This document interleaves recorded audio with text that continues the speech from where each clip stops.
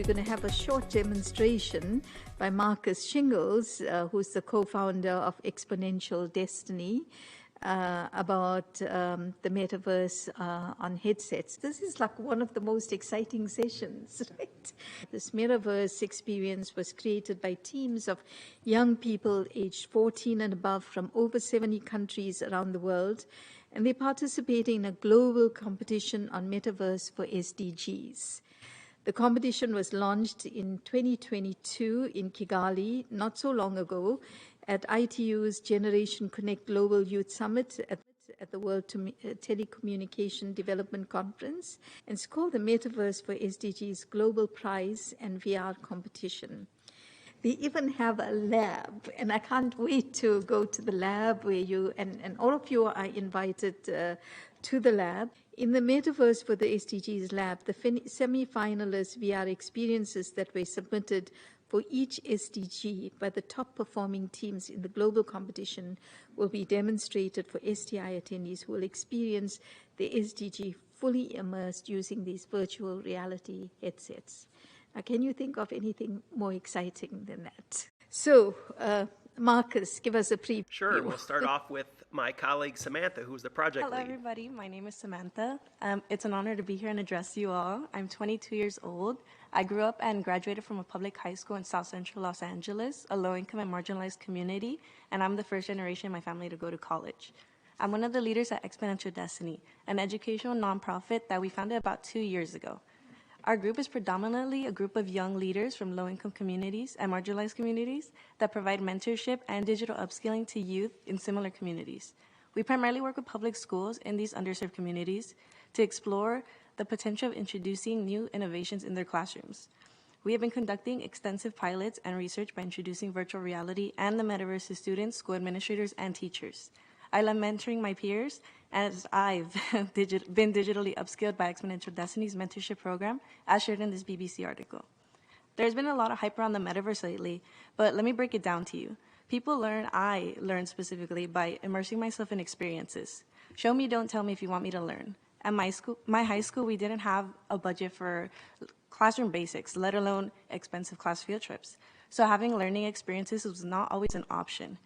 Well, with virtual reality, this is where it comes in.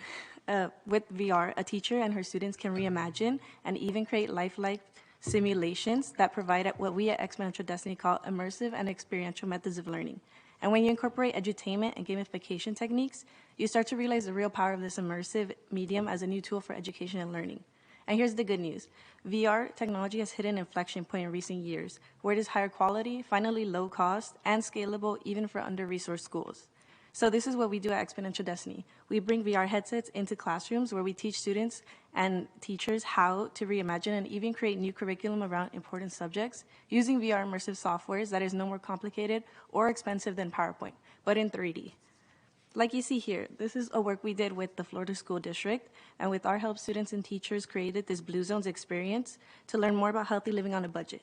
We also created a second experience where we created a curriculum in VR with the students to help teach about financial monthly budgeting. This is how I learned actually how to do my taxes as well. Just imagine a group of students coming with their VR headsets and meeting in an environment like this to learn. And as a nonprofit, we are fortunate enough to have partners and sponsors that donate time and financial resources to fund our research and work with these schools. And there is early efficacy data that backs up the significant potential of this new form of immersive and experiential learning. There's a 2020 study from the consulting firm PricewaterhouseCoopers. This study took 3 methods of training for 3 groups of learners. One was the traditional classroom style, the second was a digital online method, and the third was training completely in VR. All trained on the same subject, but using these 3 different methods, and here were the results. VR learners versus classroom learners were 4 times faster to train. VR learners had 275% improved confidence to apply their skills after training. VR learners were 3.75 times more emotionally connected to the content than their classroom learners. And VR learners were 4 times more focused than their e-learning peers. These are impressive results, right? A point of this study is that it's more focused on corporate training learners and not the typical high school learners. So that's what we're optimistically exploring, if we can achieve similar results with public high schools in marginalized communities. We don't think VR is a silver bullet solution, and VR even has some societal risks like addiction and isolationism. However, we simply feel it's a new powerful innovation and tool for teachers with real potential to impact and progress SDG number 4, quality education. Our website, exponentialdestiny.org, has a tab labeled Our Research Results, where you can learn more. And with that, I'd like to introduce my colleague, Marco Vargas.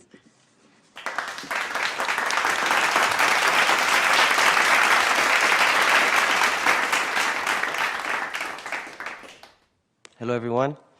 Thank you, Samantha. My name is Marco, and like Sam, I was born and raised in South Central Los Angeles. I'm a first-generation college student and a proud co-founder of Exponential Destiny. This is me and the Exponential Destiny leadership team last February 28th in Geneva at the UN headquarters, delivering the opening keynote at the ITU GSS 20 Summit. Our keynote was to discuss the emerging metaverse and how it may apply to the UN 17 SDGs. At Exponential Destiny, we wanted to do more to engage young people around the world in learning how to participate and even create in the metaverse, considering it was being called the emergence of the next generation of the internet. Therefore, at the end of our keynote, we announced that we would be launching a global competition to help mentor, train, and teach people new skills in VR. We call this fun educational initiative the Metaverse for SDGs Global Prize in VR Competition. We thought it was a great idea, not just for a fun way to teach an emerging relevant new digital skill, but also just, as you saw, the efficacy data for VR training that Sam shared. Imagine if this immersive and experiential learning approach was applied to the 17 SDGs. So besides upskilling, the goal of the competition was to incentivize students, teams to explore how the immersive and experiential experiences in VR may be used to build education, awareness, and empathy around the UN 17 SDGs. So we announced the competition with the support of the ITU in Geneva at the GSS 20 Summit last February, and then we were invited to officially launch the competition, provide skills training, and help teams register in Kigali, Rwanda at the ITU Generations Connect Global Youth Summit in June. After the launch, we then held bi-weekly training webinars for 8 months straight, open for free to all registrants, which ultimately turned out to be over 1,200 individuals representing more than 70 countries. For these training sessions, we leveraged our ecosystem of experts covering an array of relevant topics, from technical skills, storytelling in VR, and design thinking techniques in VR. For example, on one webinar, we had our friend from Stanford University, who is an expert on social and emotional learning in VR, and they shared how to use VR to build empathy. This past March, team submissions were due, and now we are in the judging and evaluation phase of the competition. The structure and rules of the competition were pretty straightforward, as we tried to make it easy for anyone to participate. Anyone in the world could easily register to compete in one of 2 age categories. Registered individuals needed to form a team of between 2 to 6 people, and the top performing team for each SDG were eligible for a prize cash award. We're very fortunate enough to have a group of great sponsors who collectively donated up to $200,000 to help fund this entire initiative and prize purse award. Well, after nearly a year, the global competition is coming to an end, and we had a lot of fun and feel that we met our goals for this initiative. To share more about the current status and the results of the competition, I'd like to introduce my co-founder at Exponential Destiny, Marcus Shingles.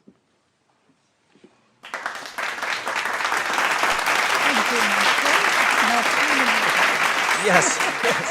Well, the best, you saw the best part, so expectations are high now. This is pretty fun stuff, isn't it? The competition we ran. So let me just share a little bit with where we are. We did have about 1,200 people register for the competition. They formed 260 teams. And it was from over 70 countries. There's a list of the countries. Interestingly enough, because we launched it in Kigali, Rwanda, over half of the participants of the 1,200 were from Africa. Our goal was to stop the equity in terms of access to technology, so we're really happy that we went to a lot of countries, and we actually provided headsets. We gave out free headsets to those that couldn't afford it, and we had a whole network that we worked with. So, for example, in Africa, there's a gentleman, Paul, here, who runs the African VR Center and campus. We paid for his travel, for him to go around to different parts of Africa and actually distribute headsets, which we donated. and get it out to people in his community so they could compete in this competition. And then we trained them through the video seminars that we talked about, and Paul also did some hands-on training. So these were photos he just sent us recently with them getting all the headsets we shipped from California out to Africa. And we also had a contingency in Africa that ended up being our Exponential Destiny team from Africa, because we had such high participation levels. And these great individuals actually did a summit in Nigeria, you see here, where they registered and they did demos. Again, this is a powerful way to bring the SDGs into an immersive experiential method of learning as a way for young people to really understand it, build empathy in education. We also went to Guatemala, we went to El Salvador, we went to Panama, we gave headsets out to people that couldn't afford them, we worked with university students, with schools, and we created this community. In the United States, we did quite an extensive work in Chicago, South Central Los Angeles, Nebraska. And so these are all the communities. It was really a great year getting out there and making sure that communities that don't normally get this technology, if you think about it, they were probably the first schools to get the technology because it was so new, right? So meanwhile, these are the schools that are usually the last to get this technology. When you're wondering with the competition, what SDGs did teams select? Interestingly enough, the top was quality education. Number 2 was gender inequality. 3 was good health and well-being, but we did have representation for all 17 SDGs. Age groups, we are happy that over 80% were under the age 25. 20% were 14 to 18-year-olds. We also had a great split of male and female, so that was very encouraging. The thing about the virtual reality development, it used to be very technical coding. Now it's a creative process. It's almost like PowerPoint in 3D, so left brain and right brain participants could be involved. The other thing we're proud about is out of the 1,200 participants, 75% or more had never used VR. So we were really getting skills training for people who had no exposure. And when you ask people, why did you sign up and register for this competition and work with us over the last year to build these spaces with your teams, they said the first reason was, I want to improve my knowledge and have a relevant skill set. And 2, I'm passionate about the SDGs. Kind of in final conclusion here, we had the competition, and where we are today is we've narrowed it down to 34 qualified submissions that we have virtual reality experiences for. Now here's the fun part, because you mentioned that we have an SDG lab in conference room 9. We will be there after this session through 6 o'clock. Come by there because we can actually take you into the virtual reality experiences, and we have the teams here who are actually in their avatars live from Africa, from Indonesia, who will talk to you. They're up, some of them are up middle of the night, so hopefully some people come by our lab because they're ready to talk to you. If you're interested to see some of the creations that people made. For example, these were some 16-year-olds who they were from Colorado. They teamed up with this young person from India. They didn't know each other before the competition, but they formed a team and they created an extraordinary environment to learn about SDG 15, life on land, and combating desertification. So you can come see that experience. This nonprofit that works with teens, Focus on Change, this is a great group. Linda and her team, they built something with looking at all 17 SDGs. You can go through their campus. These 2 teachers from Canada, using design thinking and educational principles, actually went into VR and created a whole curriculum around life below water, an immersive experience. You can tour that. These students from Guatemala are math students. They actually created a whole curriculum in VR to teach trigonometry and geometry, which if you think about it, in spatial environments, 3-dimensional, it's great to teach geometry. So they created a whole experience around that, around quality education. These 2 individuals from Indonesia created something around quality education as well. And then the last one, which we're going to give you a little sneak peek, was this group from Rwanda, the MetaDevs team. And for that, hopefully the audio works. I want you to hear it directly from them. This was their team submission video, and you'll see a little bit of their video. This is pretty extraordinary what this group did. So take a listen. What's poppin'? We are the MetaDevs team. Hello, my name is Inezon Bukela. I am 18 years old, and I'm a senior at Thunder Coding Academy. I'm also the team leader of the MetaDevs. I learned about the Metaverse competition through a friend who attended the official launch down in Kigali. When I heard about it, I was very curious because I am that person. Hello, my name is Bibian Bushina. I'm aged 18 years old. I'm a senior software engineering student at Rwanda Coding Academy. Last year, when Exponential Destiny team came to Rwanda, Kigali, it's when I get much interested in it. Hi there, I'm Shingo Sugira, a high school student from Rwanda Coding Academy. I joined the competition and I've enjoyed the journey so far. Hey, my name is Melissa. I'm 17 years old, and then heard about the Metaverse for SDGs competition. We need just one more chance to do something for our communities and assert that our commitment and determination has given birth to a really exciting experience. Our SDG of choice is SDG number 16, which is strong institutions, peace, and justice. And the reason why we chose this, it has a link to our country and its history, particularly the 1994 genocide, which made tremendous changes in our country. And with this, we thought we can help people make better choices through learning from history. So our solution embraces education in a very innovative way, whereby it helps people learn from historical events. Our idea is centered around an interactive experience that invokes empathy and encourages people to see the impact of their choices. It also emphasizes the power of responsibility and accountability in positions of power.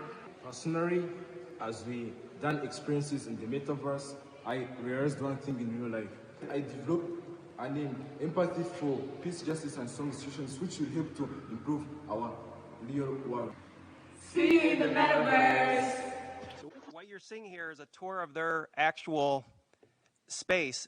They built it so you go into different scenarios, like a judge being bribed in a courtroom, and you have to make decisions about what you would do.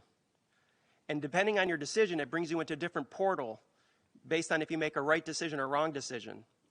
And you learn about history where things like that actually took place.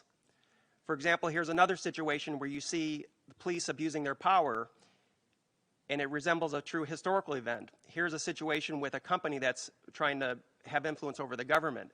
Pretty interesting stuff, right? These students created this themselves. The thing that we've learned from an educational pedagogy for virtual reality learning is students, when they create in these environments, like preparing a book report, but this is the new generation of preparing a book report, by creating the environment using PowerPoint skills in these spaces, they will always remember that topic. They will learn that topic. It's an extremely powerful, so we're trying to see if we can use that as a new way to transform education. The last thing I'll mention, just in wrapping up here, is as we talked about the goals of the competition, we do plan on giving out $100,000+ to the winners when we get through the final review. We'll announce that later this year. Our larger vision is this is one step where hopefully one day we have this metaverse for the Sustainable Development Goals, which is like going to the virtual library to really build empathy through immersive experiences around the Sustainable Development Goals like you're seeing here. And eventually, and this is where the ITU comes in, they'll work on all the interoperability, so no matter what type of device or hardware or software you use, you can access this metaverse for the SDGs to learn about the power of the SDGs. I want to thank the Exponential Destiny team. That's our whole team. We've got some people back in California and Michigan, as well as in Africa. Also, thank you to the ITU leadership team. And then a special thanks, you can all agree that Samantha, who was the first speaker, was the project lead, and she just did a tremendous job this last year.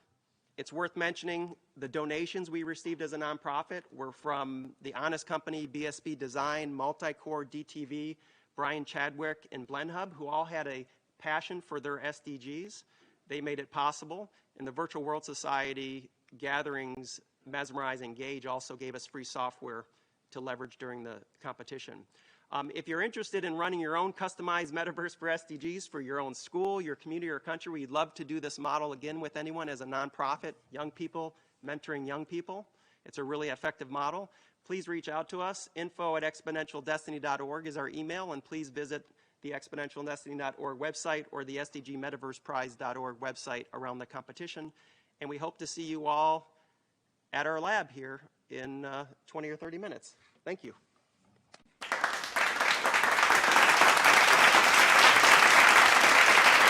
Thank you very much, Samantha, Michael, and also Marcus. I think, when I entered the STI forum earlier this week, I actually was thinking about connectivity as a basic human right, not a luxury anymore. And then when I look at the metaverse interaction and preview that we got, it reminds me that one of the bigger challenges we have in the 17 SDGs is that of quality education, SDG 4. And we can see both from the evidence you've provided and the data, particularly in Samantha's presentation, how we can leapfrog a whole range of issues. When we think about young people, we're also seeing a huge epidemic of mental health challenges and issues. We can see how this is also helping with that, keeping connected. And for me, it's like, wow, mind-blowing hope for the present and the future. And it kind of leaves me a lot more optimistic that with this type of partnerships and collaborations, we can really leapfrog ourselves to getting that SDGs back on track. Can I share with you one final point on that? Sure. The most endearing thing we saw from our research is teachers in public schools in low-income communities, this was a really tough job, saw this and they said, I'm excited about teaching again because I'm going from a mindset of scarcity, no resources to teach, to build curriculum, to be creative, to a mindset of abundance, where I can get and use PowerPoint skills with my students to create new curriculum and new educational pedagogy. So to hear teachers in the profession say, I'm revigorated and enthused and optimistic about the profession again because I see an opportunity to have more resources to teach in ways I never thought I could, that was really special to us to see that type of reaction. Thank you. Wonderful. So I think, that's such a foundation, the quality education for everything we do. And to see this already happening, not just the quality education, but also to see how some of these promises of the technologies are being realized across the SDGs. My take home from this is that, we've learned over decades, if not centuries, that when you do a top-down approach, that thing never trickles to the bottom. But we've seen in this particular session how a bottom-up approach leads to rapid amplification and diffusion and huge impact. So to me, that's like, wow, really inspiring. So let's go, Marco. Any final comments? I would just add that as a lot of organizations are working on bridging the digital divide, improving access to internet, I think it's important that as we are working on bridging the digital divide, we also are teaching young people and leapfrogging them into an emerging technology sector job. That means upskilling them and reskilling them, so that way when they do have access to internet, they're not behind and they're actually ahead. So that's why we do what we do. That's amazing. Samantha? I just want to add a final comment about quality education because that's what I went to school to study. I wanted to be a teacher, but I kind of leapfrogged my way to teaching in a different way and a different subject specifically, but making sure that everybody's getting the same opportunities, whether it be technology-based, education-based, just upskilling and making sure we all have the same opportunities. And then Marcus? Thanks for everybody's time. Thank you for listening. Appreciate it. Okay, and then it's with great pleasure that I hand over to Lana. So thank you all again. This was a really inspiring session. And just as a reminder to everyone, of course, the Metaverse Lab is open. It is open now until 6 p.m. in Conference Room 9, from 3 to 6 in Conference Room 9 today, and tomorrow from 1:15 to 2:30 in Conference Room D. Thank you all.